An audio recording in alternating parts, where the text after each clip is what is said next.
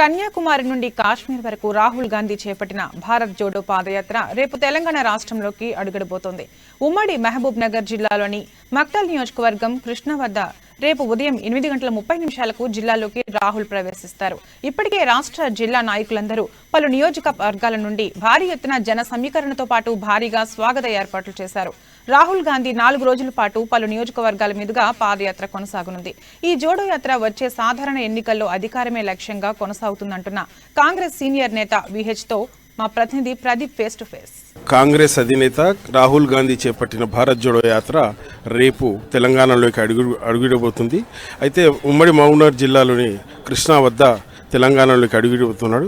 ఈ యాత్ర ముఖ్య ఉద్దేశం ఏంటి, యాత్ర చేయడంలో ఏ కాన్స్టిట్యూన్సీల మీదుగా ఈ యాత్ర సాగనుందో కాంగ్రెస్ నేత వి హనుమంతరావు గారు మనతో ఉన్నారు. సార్ నడి తెలుసుకుందాం. సార్ చెప్పండి. చూడండి, రాహుల్ గాంధీ యాత్ర ఇది హిస్టారికల్ కమిట్మెంట్. ఏది ధైర్యం, ఇంత పెద్ద ధైర్యం నేను అనుకుంటాను భారతదేశంలో ఉన్నటువంటి ఇవాళ నరేంద్ర మోడీ కానీ, అమిత్ షా కానీ, కేసీఆర్ కానీ ఎవరు తీసుకోలేరు. ఇది ఒక ఆవేదనతో ఈ దేశం ఏమైపోతుంది, ఈ దేశాన్ని ముక్కలు చేయాలని కులాల పేర్ల మతాల పేర్ల మీద రాజకీయాలు చేసి దేశాన్ని ముక్కలు చేస్తున్నారు. ఆయన తండ్రి ఆలోచనను ఇంప్లిమెంట్ చేయడానికే దీని పేరు జోడో. ఇంతకుముందు సద్భావన అన్నాడు. చార్మినార్ నుంచి నేను ఆనాడు పిసిసి అధ్యక్షుడిగా ఉంటే చెన్నారెడ్డి గారు ముఖ్యమంత్రి ఉంటే లక్షలాది మంది వచ్చారు. అదేవిధంగా ఇవాళ ఏదైతే 7th సెప్టెంబర్కు ఏదైతే కార్యక్రమం పెట్టిండ్రో ఆ కార్యక్రమం ఇప్పటి వరకు గ్రాండ్ సక్సెస్ అవుతుంది. అది తమిళనాడులో కావచ్చు, కేరళలో కావచ్చు, కర్ణాటకలో కావచ్చు. రేపు మరి రాయచూరు నుంచి కృష్ణానది ఒడ్డు తర్వాత మా దగ్గరికి వస్తున్నాడు. గత 4-5 రోజుల నుంచి నేను ఏదైతే జోడో యాత్ర సక్సెస్ చేయాలి అని గ్రామాలు తిరుగుతుండే, ఎవరు ఎప్పుడు వస్తాడా, ఇందిరమ్మ మనమడు ఎప్పుడు వస్తాడు, సోనియమ్మ కొడుకు వస్తుండు అని అడుగుతున్నారా బాబు. ఆవేదన, అరే ఇంత పెద్ద ఇది ఎట్లా నడుస్తాడు బిడ్డ, నడుస్తాడు ఆ పిల్లాడు, అయ్యో అంటున్నారు. ఎందుకు? ఆయన చేసిన నిర్ణయం అటువంటిది.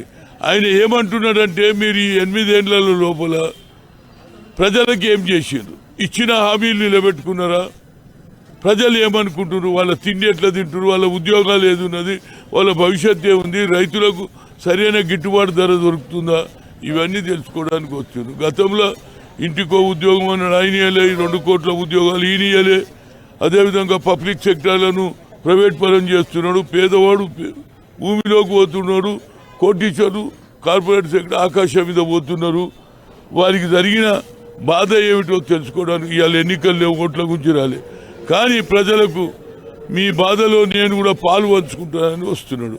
కనుక గ్రాండ్ సక్సెస్ అవుతుంది. రేపు చూడండి, ఈ టైం వరకల్లా మళ్ళీ నువ్వు పెడతావు ఈ మైకు, ఏమండి మీరే చెప్పండి అంటే చాలా బాగా అయింది సార్ అంటూ, అందుగురించి బాగా సక్సెస్ అవుతుంది. Thank you. అయితే రాహుల్ గాంధీ గారు ఈ ఉమ్మడి మహబూబ్నగర్ జిల్లాలో మొట్టమొదటిసారి వస్తున్నారు కాబట్టి ఈ ఉమ్మడి మహబూబ్నగర్ జిల్లా వ్యాప్తంగా ఉన్న సమస్యల మీద, అంటే పెండింగ్ ప్రాజెక్టులు కానీ, పాలమూరు రంగారెడ్డి కానీ, తర్వాత భూ నిర్వాసితుల సమస్యలు ఏమైనా ఆయన దృష్టికి తెచ్చే తప్పనిసరిగా ఆయన ఇష్యూస్ తెలుసుకుంటాడు.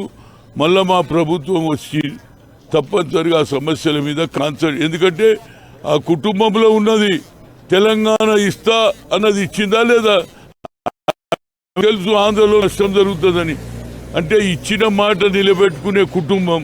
అంతేకాని మేము అందరం అన్నాం, నువ్వే ప్రెసిడెంట్గా అమ్మన్నావు, నేను ఉండనన్నాడు. నేను ప్రజలకు సేవ చేస్తాను. తల్లి ఏమన్నది, 2 సార్లు అవకాశం వచ్చింది. దేశ ప్రధానమంత్రి 2 సార్లు చదువుకున్న ఆర్థికవేత్త అయినటువంటి మన్మోహన్ సింగ్ చేశారు.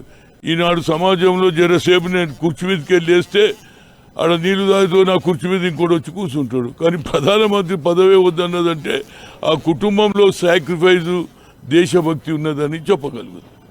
ఇది ఇక్కడున్న పరిస్థితి. అయితే రాహుల్ గాంధీ ఉమ్మడి పాలమూరులో రేపు అడుగుడబోతున్నాడు. ఇక్కడ ఇప్పటికీ అన్ని కార్యక్రమాలు, అన్ని ఏర్పాట్లు పూర్తయ్యాయి. అయితే ముఖ్య నాయకులందరూ రేపు ఇక్కడికి చేరుకున్నారు. ఈ చేరుకొని రాహుల్ గాంధీకి ఘన స్వాగతం పలికి ఆలోచిస్తున్నారు. ఇది ఇక్కడి తాజా పరిస్థితి. వీడియో జర్నలిస్ట్ రాజేష్తో ప్రదీప్, అమ్మా న్యూస్, మక్తల్ నుంచి.